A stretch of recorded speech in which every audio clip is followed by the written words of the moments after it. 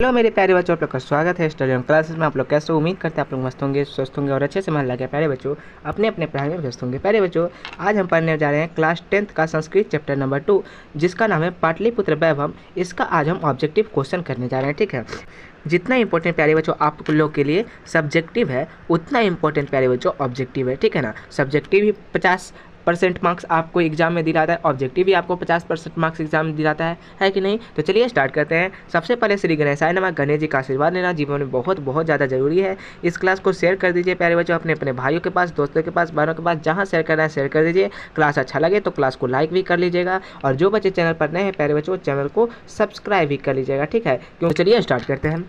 सबसे पहला यहाँ पर क्वेश्चन करा कि बताइए एशिया महादेश का सबसे बड़ा सेतु कौन है। एशिया महादेश का सबसे बड़ा सेतु कौन है। ऑप्शन ए दिया गया है अजय सेतु, ऑप्शन बी दिया गया है विनय सेतु, ऑप्शन सी दिया गया है गांधी सेतु, ऑप्शन डी बी मतलब कि ऑप्शन डी दिया गया है जवाहर सेतु। यहाँ पर बी लिख दिया गया है प्यारे बच्चों, सॉरी। ठीक है ना, ऑप्शन डी है जवाहर सेतु। तो बताइए प्यारे बच्चों, एशिया महादेश का सबसे बड़ा सेतु कौन है। तो सर एशिया महादेश का सबसे बड़ा सेतु है गांधी सेतु, जो कहाँ है सर, वो पटना में है। कहाँ, पटना में है कि नहीं। और हाँ प्यारे बच्चों, एक बात और, अगर इसका प्यारे बच्चों PDF आपको चाहिए, अगर जो हम ये पढ़ा रहे हैं इसका अगर आपको PDF चाहिए, तो प्यारे बच्चों PDF का जो लिंक है इसी वीडियो के डिस्क्रिप्शन के नीचे इसका लिंक दे दिया गया है। PDF का लिंक इसी वीडियो के डिस्क्रिप्शन के नीचे दे दिया गया है, तो जाकर के देख लीजिएगा। ठीक है, नेक्स्ट चलते हैं। नेक्स्ट का आगे बताइए यूनान का राजदूत कौन था। यूनान का राजदूत कौन था। ऑप्शन ए दिया गया है मेगास्थनीज, ऑप्शन बी वेनसांग, ऑप्शन सी इत्सिंग, ऑप्शन डी उपयुक्त कोई नहीं। तो बताइए यूनान का राजदूत कौन था। तो आपने पढ़ा होगा यूनान का राजदूत मेगास्थनीज था। कौन था, मेगास्थनीज था।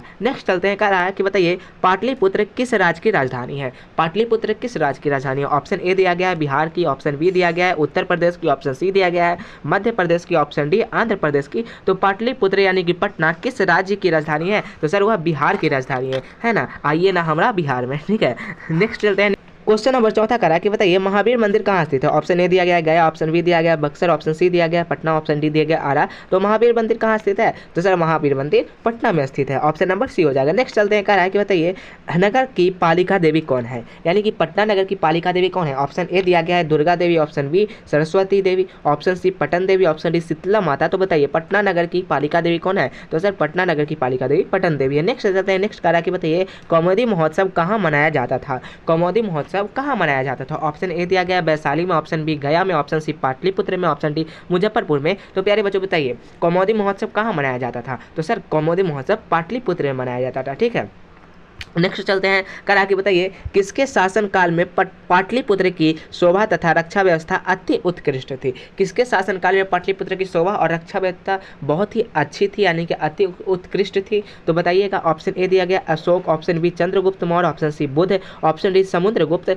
तो किसके शासन काल में पाटलिपुत्र की शोभा तथा रक्षा व्यवस्था अति उत्कृष्ट थी। तो सर वह अशोक के समय थी। नेक्स्ट चलते हैं। नेक्स्ट करा है, नेक्स्ट क्वेश्चन नंबर 8वां करा है प्यारे बच्चों, पाटलिपुत्र का नामांतर क्या है। पाटलिपुत्र का नामांतर ऑप्शन ए दिया गया है हरिहरपुर, ऑप्शन बी दिया गया है Hajipur, option C Patlipur, option D Kusumpur. तो हमें लग रहा है प्यारे बच्चों मतलब कि पटना का नाम तो बहुत सारा है ना, कुसुमपुर भी है, पाटलिपुर शायद नहीं है कि नहीं, पाटलिपुर शायद नहीं है। ऑप्शन नंबर डी हो जाएगा शायद। ठीक है, देख लीजिएगा आप लोग बुक में। नेक्स्ट चलते हैं, कह रहा है कि बताइए कुटनिम ताक, देखिए कुटनिम ताक है यहाँ पे होना चाहिए, कुटनिम ता नहीं, कुटनिम ताक है। ठीक है, के रचनाकार कौन है। कुटनिम ताक है के रचनाकार कौन है। ऑप्शन ए दिया गया है Samudragupta, option B Damodar Gupta, option C Chandragupta, option D Megasthenes. तो बताइए कुटनिम ताक के लेखक कौन है, रचनाकार कौन है। तो सर वह है दामोदर गुप्त। कौन है, दामोदर गुप्त। नेक्स्ट चलते हैं। नेक्स्ट क्या है, चंद्रगुप्त किस वंश का संस्थापक था। चंद्रगुप्त किस वंश का संस्थापक था। ऑप्शन ए मौर्य वंश, ऑप्शन बी मुगल वंश, ऑप्शन सी परमार वंश, ऑप्शन डी इनमें से कोई नहीं। तो बताइए पहले बच्चों जो चंद्रगुप्त है वो किस वंश का मतलब कि संस्थापक था। तो सर वह मौर्य वंश का संस्थापक था। ऑप्शन नंबर ए हो जाएगा। नेक्स्ट चलते हैं। क्वेश्चन नंबर 11 करा है कि बताइए सिखों के 10वें गुरु कौन थे। ऑप्शन ए दिया गया गुरु गोविंद सिंह, ऑप्शन बी दिया गया अर्जुन देव, ऑप्शन सी परमार वंश, ऑप्शन डी गुरु नानक। तो बताइए सिखों के 10वें गुरु कौन थे। तो सर सिखों के जो 10वें गुरु थे वो थे गुरु गोविंद सिंह। इनका जन्म कहाँ हुआ था। इनका जो जन्म सर, इनका जन्म पटना में हुआ था। कहाँ, पटना में हुआ था, है कि नहीं। हाँ सर पटना में इनका जन्म हुआ था। नेक्स्ट चलते हैं। नेक्स्ट नंबर 12 करा है कि बताइए पाटलिपुत्र का बुद्ध काल में नाम क्या था। Option A Patna, option B Patalgram, option C Pataligram, option D Pushpuram. तो जब भगवान बुद्ध पटना में थे तो उस समय पाटलिपुत्र का नाम क्या था? तो उस समय पाटलिपुत्र का नाम था पाटलीग्राम। ऑप्शन नंबर सी हो जाएगा। नेक्स्ट चलते हैं क्वेश्चन नंबर 13, पटना के किस दिशा में गंगा नदी प्रवाहित होती है, यानी कि गंगा नदी किस दिशा में बहती है पटना में? ऑप्शन ए दक्षिण, ऑप्शन बी पूरब, ऑप्शन सी उत्तर, ऑप्शन डी पश्चिम। तो आपने पढ़ा होगा उत्तर दिशा में गंगा नदी बहती है। नेक्स्ट है किस काल में पटना का नाम पाटलीग्राम था? अब किस काल में पटना का नाम पाटलीग्राम था अभी हम बताएं, बुद्ध के काल में पटना का नाम पाटलीग्राम था। नेक्स्ट चलते हैं नंबर 15, गोलघर कहाँ अवस्थित है? सर गोलघर जो है वह पटना में अवस्थित है। कहाँ? गोलघर पटना में अवस्थित है, ये किसे नहीं पता होगा। नेक्स्ट चलते हैं, बताइए पाटलिपुत्र का इतिहास कितना वर्ष पुराना है? तो पाटलिपुत्र का इतिहास बाबू 2500 वर्ष पुराना है। और क्या आप बता सकते हैं पटना कितने वर्षों तक जीर्ण शीर्ण रहा है, यानी कि पटना को कितने वर्षों तक कष्ट दिया गया है, कितने वर्षों तक उसको शोषण, मतलब कि उसका शोषण किया गया है? तो 1000 वर्षों तक। कितने वर्षों तक? 1000 वर्षों तक। नेक्स्ट चलते हैं, कल आगे बताइए किस काल में पटना नाम प्रसिद्ध हुआ था? किस काल में पटना नाम प्रसिद्ध हुआ था? तो सर वह मध्यकाल में, मध्यकाल में पटना का नाम प्रसिद्ध हो गया था। नेक्स्ट करा कि गांधी सेतु पुल कहाँ अवस्थित है? गांधी सेतु पुल कहाँ अवस्थित है? Option A Sasaram, option B Paharpur, option C Ara, option D Patlipur. तो बताइए गांधी सेतु पुल कहाँ अवस्थित है? तो गांधी सेतु पुल पाटलिपुत्र में अवस्थित है। ठीक है, नेक्स्ट चलते हैं। चलिए खत्म हो गया।